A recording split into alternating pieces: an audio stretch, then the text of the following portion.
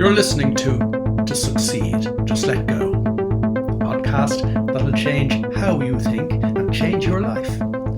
I'm Willie Horton and I'm a psychologist, been helping people change their lives since 1996. Broadcasting from the French Alps, and delighted to have you along. Let's take this week's step in the right direction. Hope you're in fine form as we embark on this episode, entitled The Waste of Worry. I'm quoting a client with regard to this who told me many years ago that I had taught him the waste of worry. And as a result of letting go of the thoughts that create worry, he found himself being able to begin to live the life that he really wanted. And indeed get the kind of dream job that he really wanted as well. You know, a lot of my clients use phrases like that, dream job. And you know, when they use it first, it is a dream.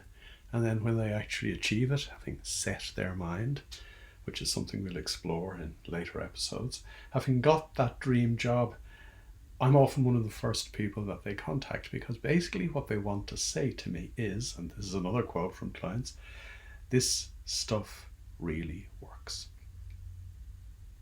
And that is why we need to not just let go of our debilitating thoughts, but we need to let go of those thoughts that constrain us when it comes to imagining what our life could be like.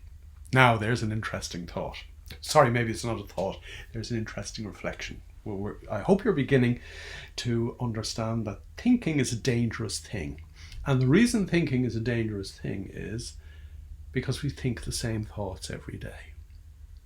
And people often wonder why they can't change their lives, or why they're having difficulty in moving forward, even in small ways with their lives. And the answer is because you keep thinking the same thoughts and you keep thinking them in the same way.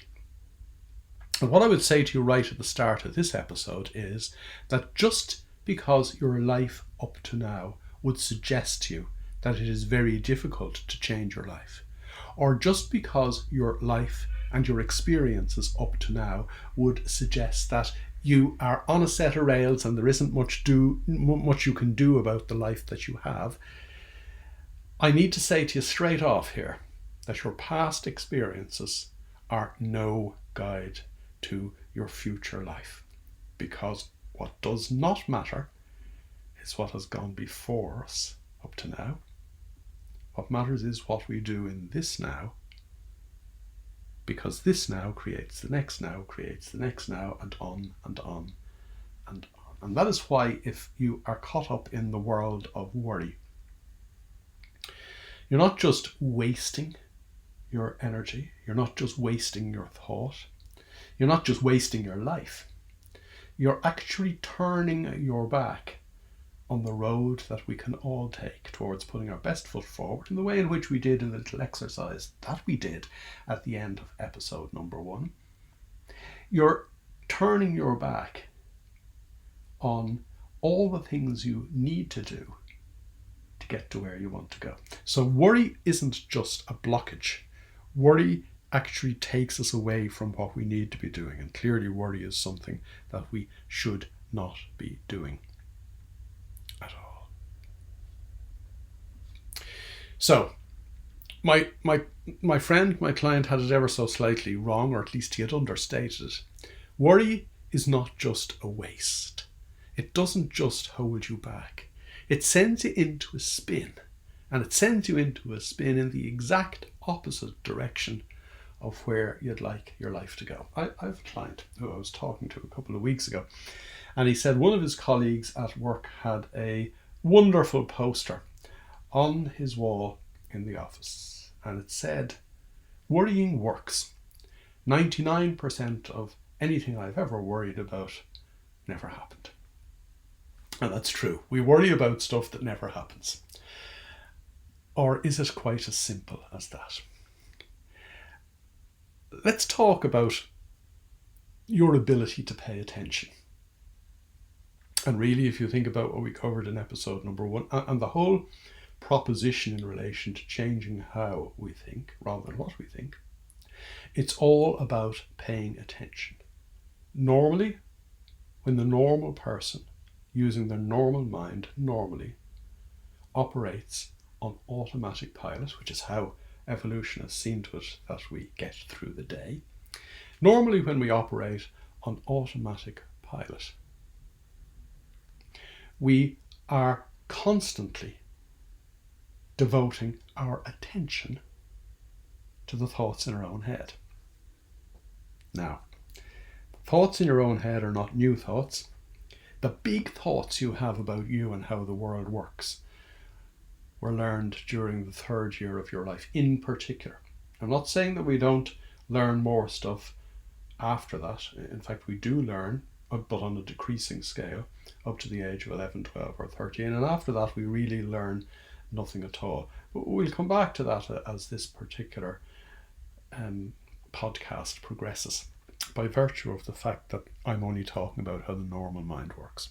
And really what we're talking about here is to how to get your mind working abnormally.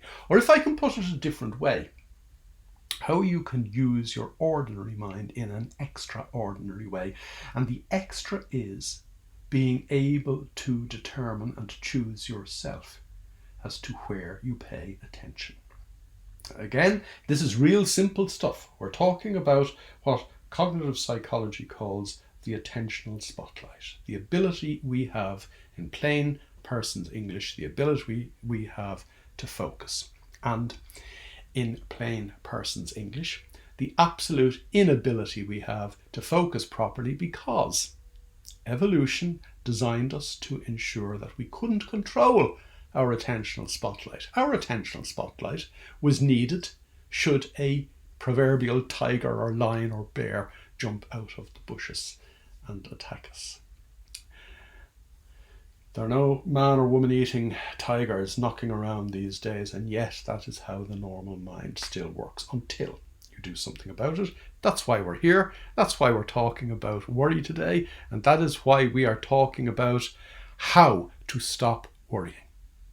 But before we do that, somebody mentioned to me after episode number 1 that clearly I am, in the words of the introduction, broadcasting from the French Alps, but obviously I'm not French. I've been living in the French Alps since 2002 by choice, because I work for myself. I can live wherever I choose to live, and I can have the kind of life that I choose to have. And you might say to yourself, well, hold on, that's just me, and you're not interested in me. And you know, this isn't about me, so you shouldn't be interested in me. But the reason I make that point is that we all have choices we can make. And the first and most important choice you need to make right now is, to what am I going to pay my attention? Because how you develop your ability to take control of your attentional spotlight and pay attention to things other than the noise in your own head, how you do that and how you make these choices moment to moment is going to determine the extent to which you can free flow through life, living the life that you really, really want.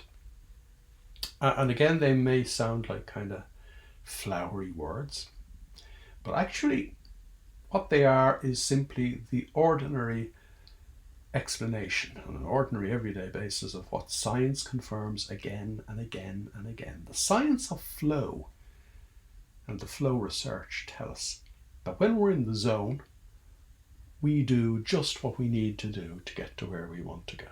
When we're in flow, it's what the University of Chicago calls it. When we're in flow, we keep doing the right things, and we do them pretty much effortlessly, and we don't do the wrong things. Flow, I've used the alternate phrase a moment ago, really means being in the zone. And when you're in the zone, you're not thinking. When you're in the zone, you're just doing. Being in the zone means that I am present.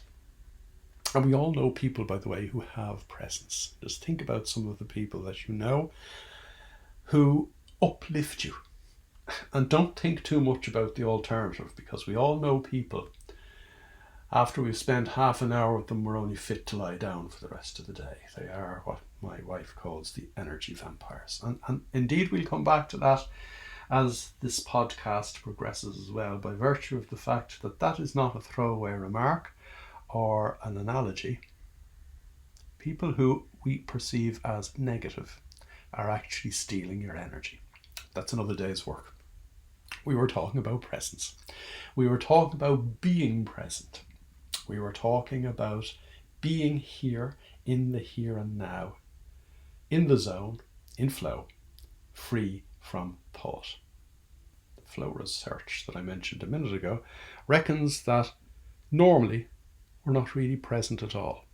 They put figures on it, and the figures don't really matter all that much. It could be I'm 1% present or I'm 10% present. But the fact is that if all my presence or energy was to be put into a bucket, so if you can imagine a bucket, a big bucket of water, the amount of me that I put into the here and now is a couple of drips of water. And people go around trying to live their ordinary everyday lives as best they can, putting a little bit of themselves half-heartedly into their lives, putting a few drips into the here and now. You need to pour yourself into the here and now. You need to get that bucket and pour it all over this moment. Literally throw yourself into the here and now. Now you might ask yourself, if my bucket of water, being 100%, is available to me, but actually only maybe 5 or 6 or 10% of it is being poured into the here and now, where's the other 90%? What's it doing? Well, most of it is living in the past. If you recollect from episode number 1, I mentioned that we have 70,000 thoughts rattling through our head every day. From an evolutionary perspective, from the perspective of survival, those 70,000 thoughts are very important, because they enable me run through the day using those thoughts on automatic pilot, ensuring that my attentional spotlight is never used in case a tiger jumps out of the bushes. The fact that I can't use my attentional spotlight means that I'm never present. But I don't need to be present, because I'm designed to be absent. I'm designed to operate on automatic pilot.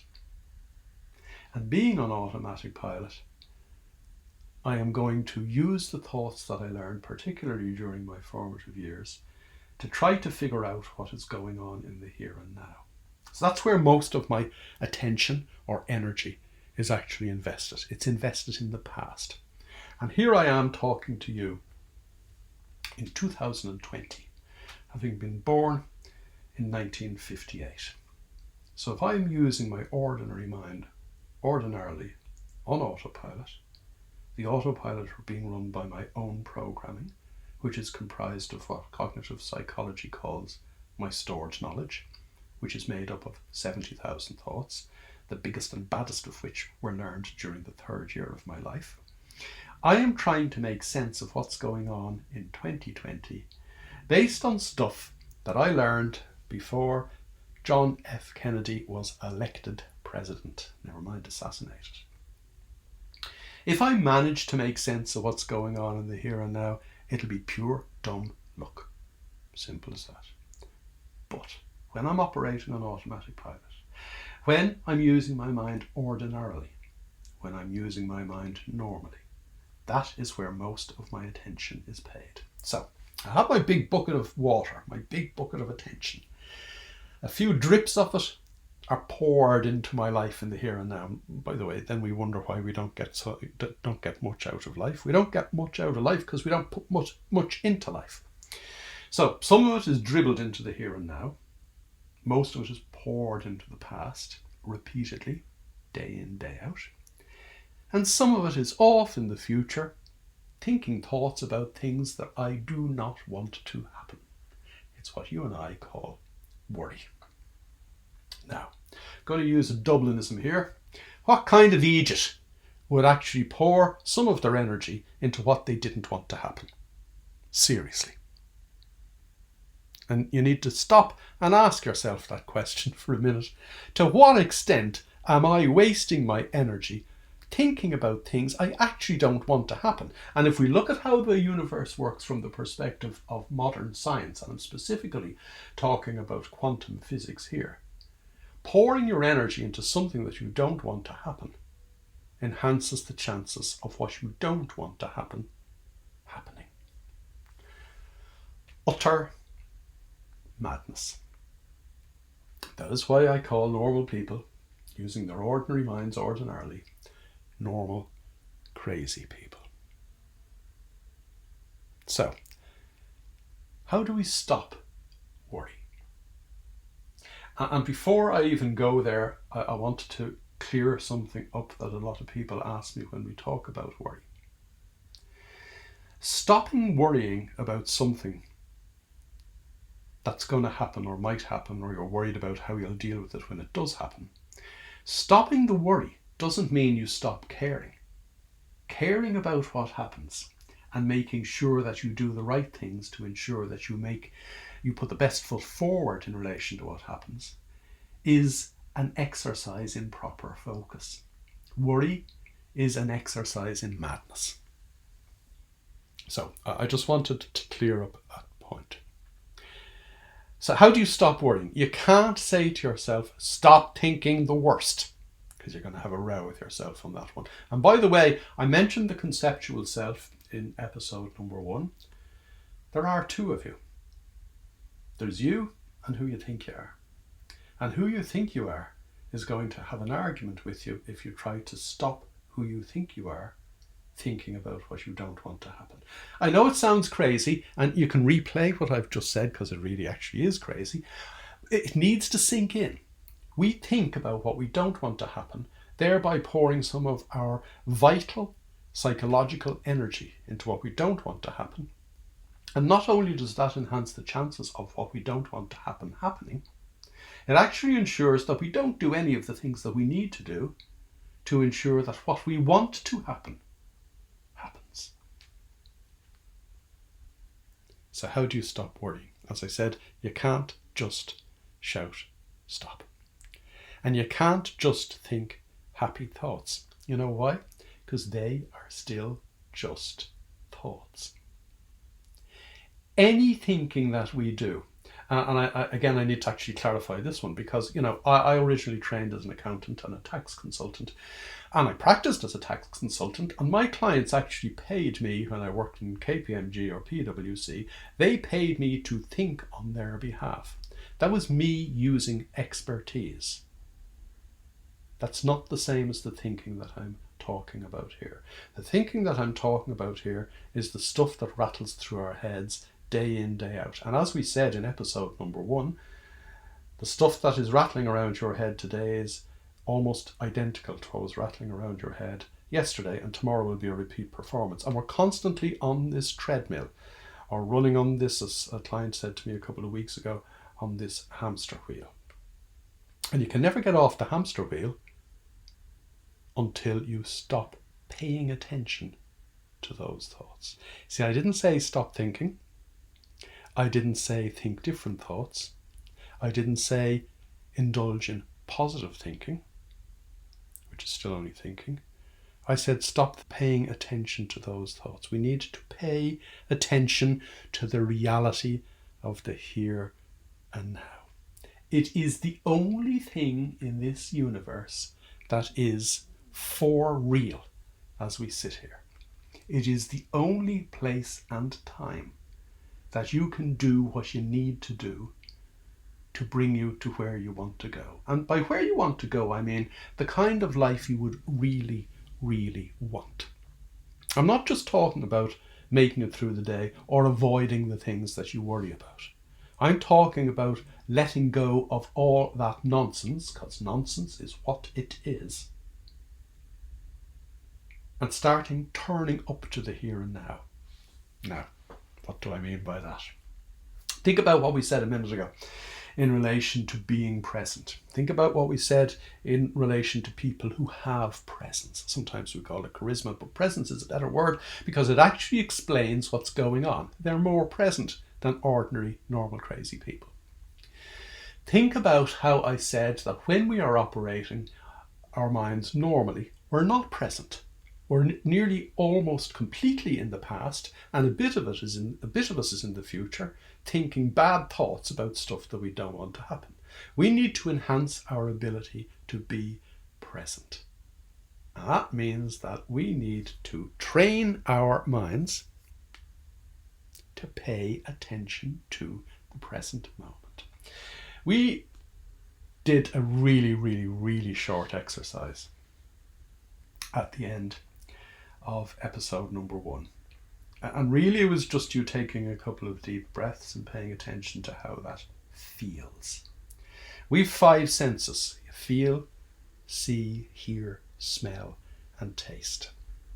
Normally, and we're going to cover this in later episodes, particularly when we start talking about stress, normally when we receive information from our body, so in other words, when we see, feel, hear, smell, or taste something, we make sense of what our body is telling us by adding our stored knowledge to it. Now, remember what we said a minute ago about stored knowledge and how mine is 6 decades old at this stage. Remember what we said about how we couldn't really make any sense of what is going on in the here and now based on using that stored knowledge. We need to stop that. We need to actually feel what we're feeling, see what we're seeing, hear what we're hearing, and stop putting our own spin on it. Stop twisting it by using our own thoughts. So, I have a specific exercise for you to do after this episode. What I want you to do is I want you to sit wherever you're sitting, or if you like, you can go outside, and if it's a nice day, you can sit outside. I want you to look at something, and it could be anything. It could be the mug of coffee in front of you. I want you to look at it as if you've never seen it before. Now, our minds are going to, your mind is going to argue with you on this one straight away, because our minds are made to wander. Our minds are made to wander back into our stored knowledge, into our 70,000 thoughts. Our minds are made to worry, by the way, because, again, worrying in evolutionary times kept us alert, ensured that we were on our toes, ensured that we were alive to the possibility that a tiger would leap out of the bushes. We're actually designed to worry, so don't beat yourself up, by the way, about worrying. Don't feel guilty about worrying, because feeling guilty is another one of those useless thoughts, just like worrying is useless thinking. I have an exercise for you to do after this episode, and it's really simple. As I said, I want you to sit down and look at something as if you never looked at it before. Your mind will start judging it. Your mind will start judging what I've just said and say, that's stupid. Your mind will say, you have other more important things to do. I can tell you, by the way, for the next few minutes after this episode, you have nothing more important in your life to do than come to one of your senses. And the one I am suggesting is seeing.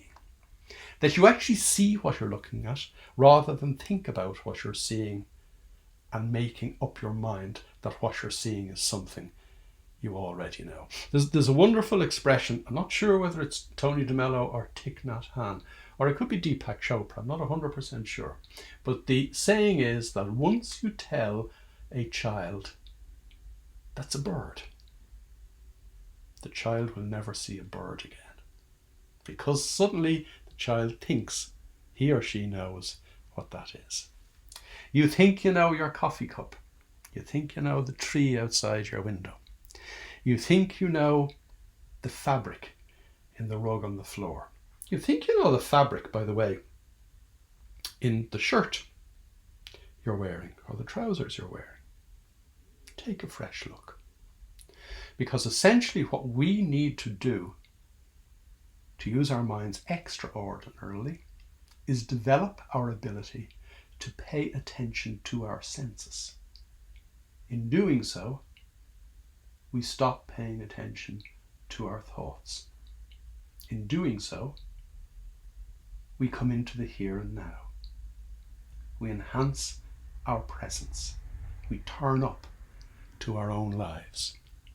We turn up to the only place and time in which we can do what we need to do and live our lives to the full.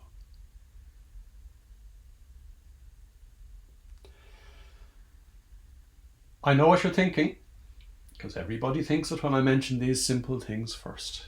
You're saying to yourself, this is kind of a load of nonsense. How am I going to change my perspective on me? How am I going to let go of all the self-limiting beliefs that hold me back?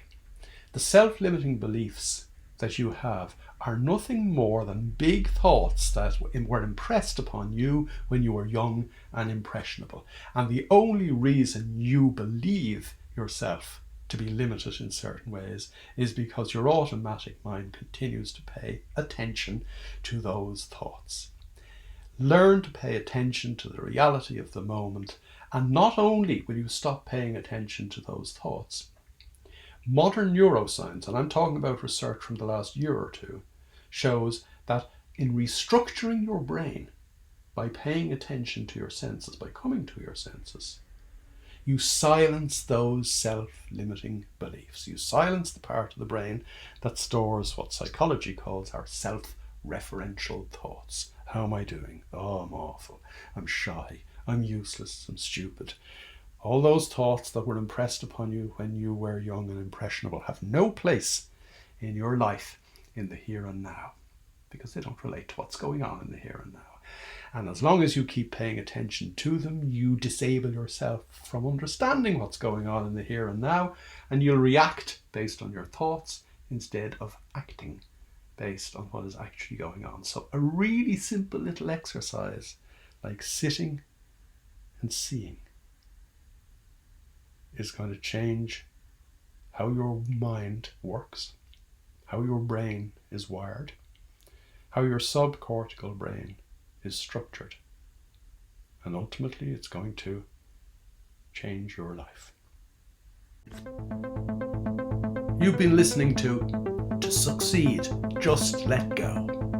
To get involved, join me in my Facebook group, strangely enough called To Succeed, Just Let Go. And for more information, visit www.willie-horton.com.